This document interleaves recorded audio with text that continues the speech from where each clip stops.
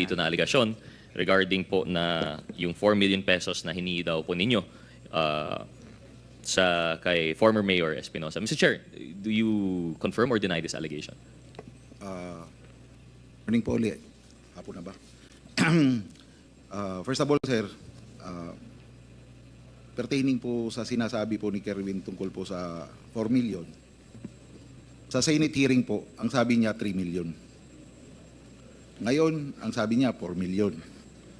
Tapos sabi niya, sabi daw ng tatay niya. So he has no personal knowledge. I have already denied this several times, even in the Senate. During the time of his accusation, or yung sinasabi niya, siguro sinasabi niya yan kasi galit siya sa akin. Sabi ko, dahil sa nangyari sa tatay niya. Normal po na reaksyon ng isang tao. Pero para tumanggap po ako ng ganung klaking pera galing sa kanya, sabi pa niya, campaign period. Nasa Albuera po ako, election na week na po. Tapos na ang campaign period. Hindi naman ako, sabi ko, during that time, I was only the Deputy Provincial Director of Leyte PPO. Handling administrative matters. I was deployed in Albuera for election purposes to supervise only the 4th District because it was considered as a hotspot. Hindi ko kailangan manduhan ang mga pulis doon o ano pa man. Hindi naman ako provincial director, hindi ako regional director, hindi rin ako operatiba ng illegal drugs para proteksyonan siya on something that I will ask for exchange for money. And I want also to straight, sir, Mr. Chair, on the record, ulitin ko po, the murder case filed against us to the death of his father and Raul Yap, we were all acquitted by the court. We were, kumbaga, Mr. Chair? We were kumbaga, nabigyan ng hustisya yung mga akusasyon sa amin. Ngayon, sir, itong raid na 11 kilos, Mr. Chair, it was for... point of order. What is the point of order, Congressman Akop? The resource person is not answering appropriately the question of the Honorable Rodriguez.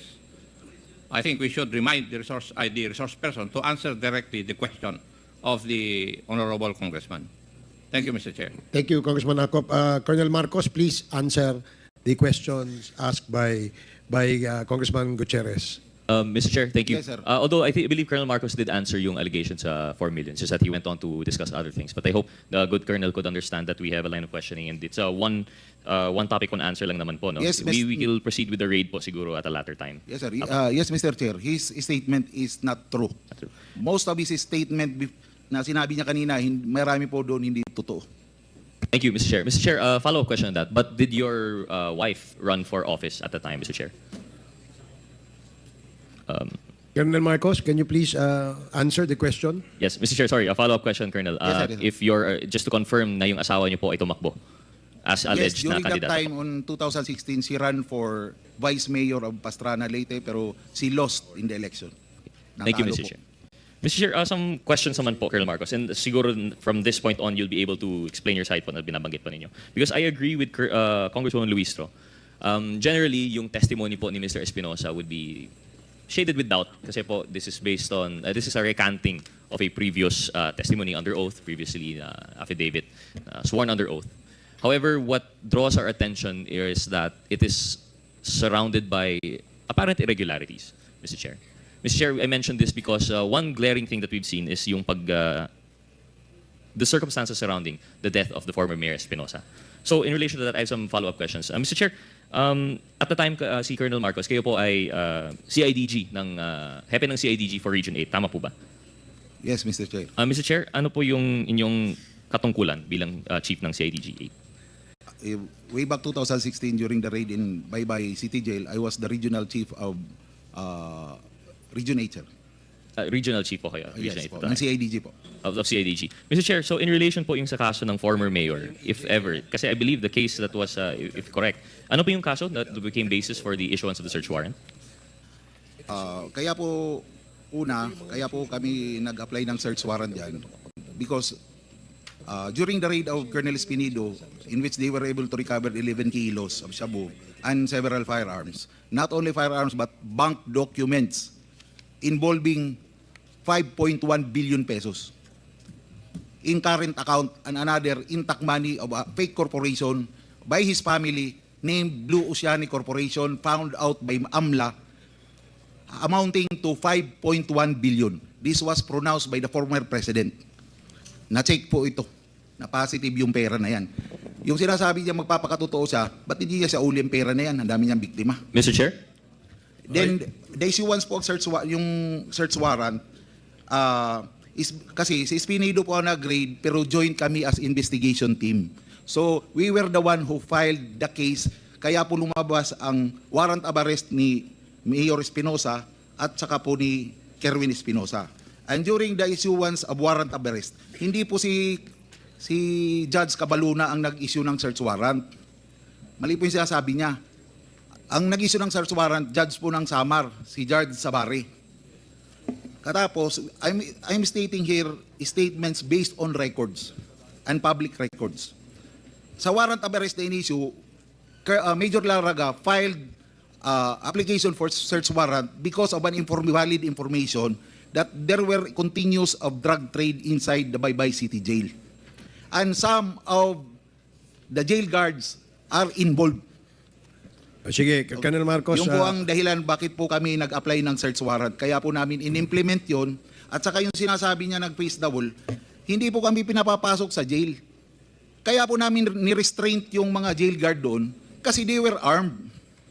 Armado po sila. Hindi kami pinapasok. We were forced to use bolt cutter, which is specified in the search warrant that we can break through if the search warrant issued by the judge is not honored. Okay, sandali lang. Yung po yung Sandali lang, totoo Colonel.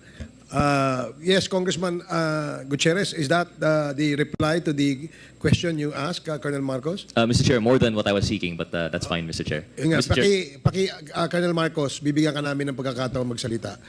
Ang ginagawa Yes, Your natin Honor. ay yung tanong, yun lang muna sagutin mo. Okay? Para hindi Yes, ho Your tayo Honor. tumagal. Now, you have, please wrap up, Congressman Gutierrez. Mr. Chair, yung katanungan ko po natin is kung ano po yung basis ng search warrant. I understand that there are a lot of preliminary facts that would establish any need. But for one, yung nabanggit po na AMLAC, I'm not sure if bank transactions would be covered by search warrant dun sa Leyte. But I understand eventually, nasagot naman ni Colonel Marcos na the reason that he needed a search warrant was some alleged irregularities within Baybay sub-provincial jail. Tama po ba? Yes, inside the provincial jail. And we have also information that Mayor Espinosa was allowed to go out during nighttime by the jail warden. Mr. Chair, but based on records po, yung violation that was made basis for the search warrant was violation of RA 10591 or the Comprehensive Firearms and Ammunition Regulation Act. Nabanggit po ninyo earlier that the basis was illegal drug trade. Which po kaya, Mr. Chair? Pareho po, Mr. Chair. Mayroon pong information na continuous ang drug trade. Mayroon din pong information that they were may armas po na nandoon na hawak po yung si Raul Yap at saka si Mayor Espinosa. And hindi po totoong niyakap si Mayor Espinosa based on record. Mr. Chair, again, I would like to ask for a point of order. Yes, Congressman Akop. May we ask the resource person to answer directly the question of the Honorable Gutierrez? Kasi yung sinasagot mo, Colonel Marcos, ay hindi na appropriate dun sa katanungan ni Honorable Gutierrez. Antayin mo na ako magtanong sa iyo. Yes, Mr. Chair. Mr. Chair, thank you for that point of order. And Mr. Chair, the issue nga po is that there seemed to be a disconnect. Although there might be an information for both illegal drug trade and violations of the Comprehensive Firearms and Ammunition Regulation Act, as far as the records show, it's only based on the Comprehensive Firearms and Ammunition Regulation Act. So yung next question ko, Mr. Chair, if I would be Yes, please, with indulgence your to last wrap up. question. Thank you. Normal po ba na nagsuserve ng search warrant sa loob ng kulungan? If ever, since I'm wrapping up, I had more questions, Mr. Chair, but I'll probably reserve it for another round. Pero if Colonel Marcos could narrate to us any other instance in which a search warrant was issued against the jail in his watch. Thank you, Mr. Chair. Actually, sir, when we apply for the search warrant, there's no prohibition or any or OCA circular na nag-exist. We asked other judges kung may prohibition ba na mag-apply kami ng search warrant sa isang jail facility or any government facility. Wala naman daw po. So we tried applying and it was granted. Yun lang po. No other reasons po, sir. Mr. Chair, yung second question ko po, have you ever sought or applied for a search warrant for a jail in any other circumstance? Meron po yung sa Abuyog Penal Colony po, sir. Mr. Chair, and what was the result of that application? It was also granted, sir. And the result of the operation, Mr. Chair? We were able also to recover illegal drugs inside. Thank you very much, Mr. Chair. Given that my time is up, I will yield to other interpellators. Maraming salamat po, Colonel Marcos. Thank you, Mr. Chair. Thank you, Congressman Gutierrez. The next to interpolate is Congressman Jay Kung Hun. You have 10 minutes. Thank you, Mr. Chair. Mr. Espinosa, dito po. Yes. Mr. Espinosa, magandang hapon po